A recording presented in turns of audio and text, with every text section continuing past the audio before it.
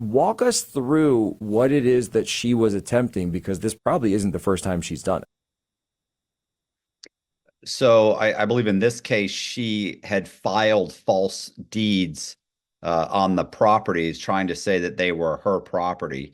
And I want to say that there was some type of an issue with the one of the deeds, and eventually, I want to say the homeowners came back and they found her squatting in the house, and she was basically trying to take possession of the properties, which I have no doubt she would have eventually tried to sell. So she's trying to sell, so she could sell the property and then potentially. So that's a full on sale where she's claiming that she's the owner of the property and then going through. I guess you would work with what, like a realtor then after that, or Well, sell you it don't directly, I have to. I suppose. could.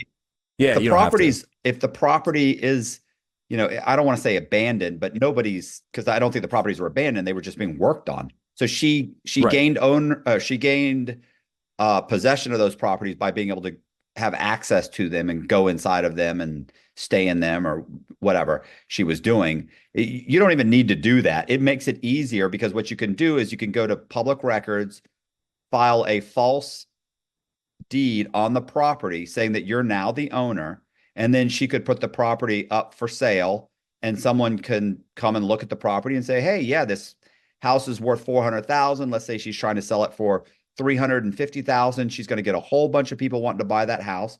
They schedule a closing, and then she goes and they close on the house.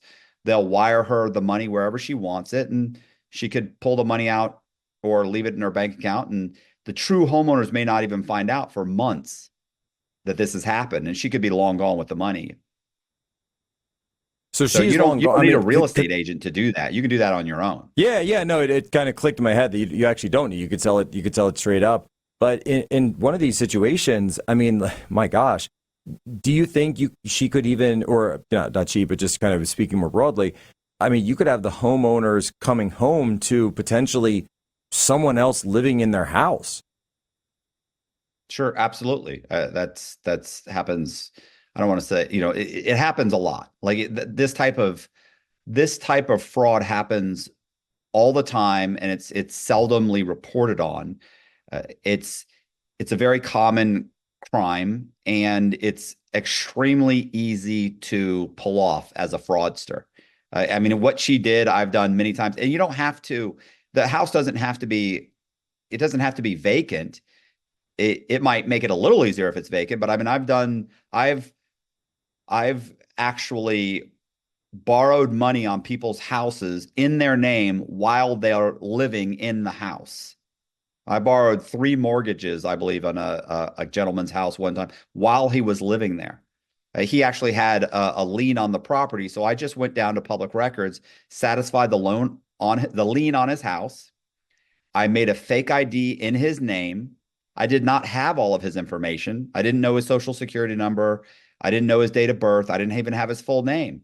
I just made a fake ID, opened up a few bank accounts in his name, and then borrowed, I believe it was three or four mortgages in his name, and then transferred those funds to the bank accounts and started removing the money before he was ever even notified. So this is not that uncommon. So in that point, and yes, I wanted to say, just remind folks that if you're just joining us, that Matthew is speaking of previous experience, not anything that he's currently involved in, and there was obviously some legal involvement there. And by the way, just to throw out, if you are concerned potentially about your own home being in one of these situations, or hey, let's say you're in a situation like the one that we were talking about here, your home's getting worked on, there was some damage.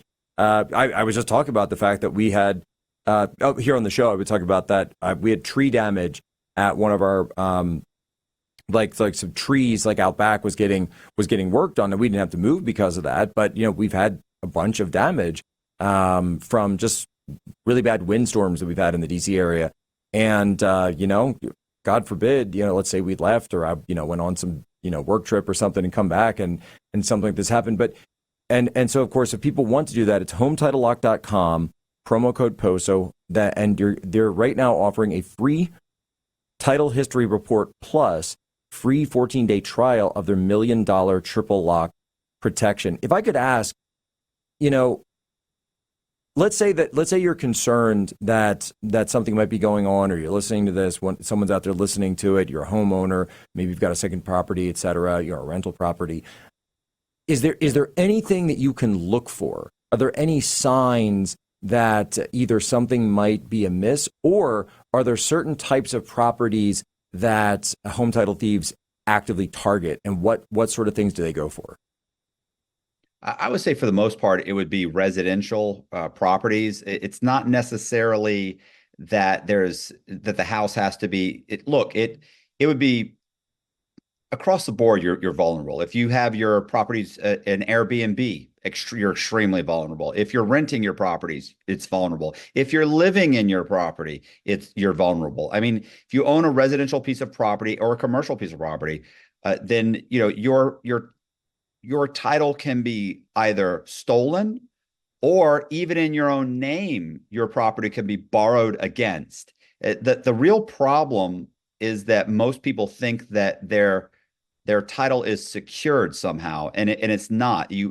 If you're not having your title monitored, then you're in real danger. And there's nothing specifically for you to look out for, because all of my victims did not have any idea anything had gone wrong until they were notified by either the Secret Service, FBI, or the banks started to foreclose on their properties. And at that point, they realized something's wrong. And then they had to kind of figure out how to deal with it by themselves, because they didn't have a service like Home Title Lock at that time.